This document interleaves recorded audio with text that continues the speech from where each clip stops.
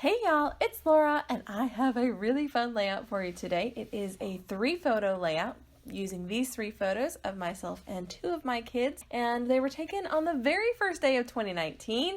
We don't really typically celebrate New Year's Eve or anything like that, but I saw this really cool filter on Facebook and it was on Snapchat, and I even downloaded the app of Snapchat just to get this filter because I thought it was really cool. And I thought it would make for some really cute pictures to scrap the very beginning of my 2019 album. So I'm using an idea that came from a sketch. I had seen a sketch and I don't remember where it's from, but it just had a row of tags across the center and it had a lot of other design elements to it as well. But the only image that I'm taking from that sketch is this idea of tags across the center of the layout. And so I'm going to put my photos inside of those tags. I'm also working with a challenge from the Secret Not Secret Kit Club's online crop, which was to use groups of 3. So I really love these photos, and I also love this tag that is from Felicity Jane, and I often use this as a stencil or mask or just kind of a shape to use to cut out large tags. I really like the look of large tags, and this helps me create nice straight even angles on both sides. And they're perfect for holding 3x4 photos, which is what these are, and I was really excited to use them. I will say though that they do take up quite a lot of the space on the layout, so you don't have a ton of room for additional design or embellishment, but they're just such a cool effect. I mean, when you think of tags on layouts, you don't really think of these giant size tags, and so I think they add a little bit of interest to the layout because there's something a little bit unexpected. So I have used these papers from the Cocoa Vanilla Midnight collection, which is part of my How to Kill a Kit with Style, which is a stash kit that I have made from that collection. And I'm going to cut out 2 of the kind of a peachy pink papers and 1 of the very dark navy. And the reason I did that is it creates a fantastic contrast between those 2 colors, and I really like how that looks. Also, it's going to allow my center photo to be the focus of the layout. Even though there are 3 photos, I do want 1 to be the main focal point. And in this particular layout, that picture is going to be of me. And that's not typical. I would normally use the one of my kids as the central focus for the layout, but I thought I would try something a little bit different. We were kind of challenged in the Secret Not Secret Kit Club to scrap more about ourselves, which is not something I do often, and I thought this is an opportunity to really try that out, to really kind of make myself the focus for once. And it was kind of fun, but also a little personal nerve-wracking because you don't want to come across as being self-absorbed, understandably, but I think anyone who knows me knows that that does not at all mean anything about me. I am not a self-absorbed person, quite the opposite. So I wanted to back these onto this beautiful paper with some sketchy stripes across the back, and when I'm layering these papers, I'm wanting them to be mostly of the same tone. I'm not looking to create a great deal of contrast behind the photos because the photos themselves need to pop to the front. They need to be the center of attention. I want the background to remain in the background. This is a technique that I refer to as color avoidance, and it is something that I use very frequently on my layouts to really make the photos themselves pop off of the page. So you will notice that there's a great deal of light colors behind these photos because the photos themselves are rather dark, and by doing that, it draws your eye straight to the contrasting area.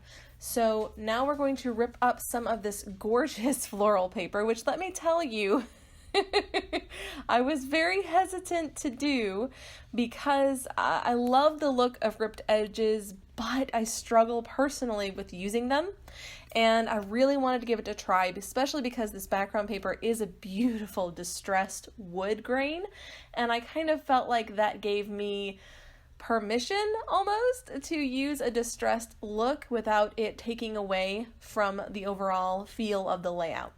So then I decided the way to kind of soften that look is to bring in some twine. And by adding the twine, it's taking my attention away from the ragged edges right now and focusing on something else. Plus it's adding another texture.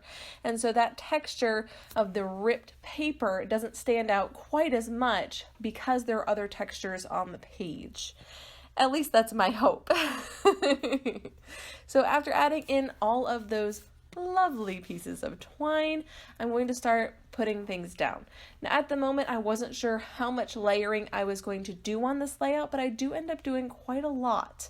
I absolutely love this collection from Cocoa Vanilla. I love all of their collections. I'm a bit of an addict of Cocoa Vanilla stuff. I absolutely love everything that Zoe Pern makes, that is for sure. And so I end up using quite a few layers behind these photos just to really draw your attention to the photos.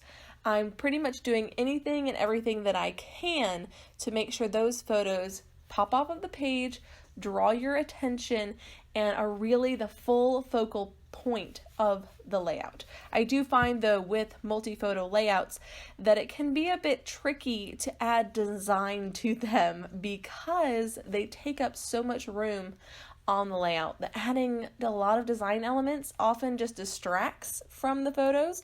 And so I do tend to keep my multiple photo layouts fairly simple. And this is the case for that as well. So I've taped all of my layers together and I wanted to bring in this giant hello. A friend of mine who is here on YouTube as Scrapmazing, her name is Eileen, and she asked me how I use these large words, and I really wanted to give an example for her of one of the ways that I have used these very large words. Now this hello is just going to be part of my title, but I decided to really make it pop off of the page.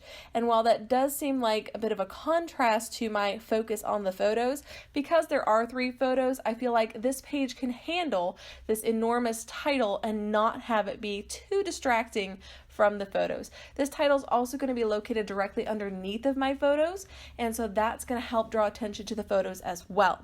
I am using some gold acrylic paint, and I will do several coats of paint onto this hello as it dries and then repainting again and again, but I will not make you watch that. I just wanted you to give you an idea of how I was treating this chipboard piece. This chipboard piece is brilliant and can take on any form of mixed media that I've thrown at it. I've used sprays, I've used paint, I've used Nuvo as a layer on top as well. I have embossed it, and while it did kind of, it changed it a little bit. The heat definitely changed it a little bit.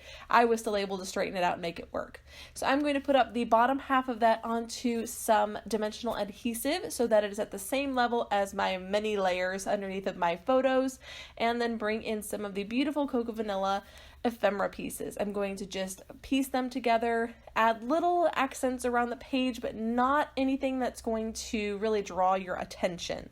These are just to make the page pretty, if you will. And I really enjoy this process. This part of scrapbooking is probably my favorite. Once I get the main elements in place and it's just adding in those tiny bits and pieces, those details that really make the page feel complete, are my absolute favorite part. And so I just love to just throw in those tiny details and experiment with different ways to use those ephemera pieces and stickers, and also how many I can use before I feel like the page is done. Because for me, a lot of it is intuitive, and I just keep going until the page feels like it's complete. And in this case, there wasn't a whole lot I needed to do before I reached that point. I did want to add some borders at the top and the bottom though, because I felt like it added a little bit more structure to this layout, which is already very linear. I wanted to just go with that linear style and really be true to it. Linear layouts can be a bit tricky for me because generally speaking, my normal style is fairly free-flowing, and I like to start in one area and just allow it to expand into other areas. But in this case, with a linear layout, you're going to have a lot of straight lines, you're going to have a lot of balance, you're going to have borders, and in this case, I'm ripping up some washi tape, and so I'm ripping it in half, and then I'm going to put part of it at the top of the layout and part of it at the bottom of the layout. This is continuing that distressed look. Now, a lot of people achieve this look by inking on their layouts, and I'm not really a fan of inking my own layouts, but I do like the way that it looks. And I think it's a really cool option if you're maybe not comfortable with ripping things. I think you can try inking the edges of your pieces and seeing if you prefer that instead.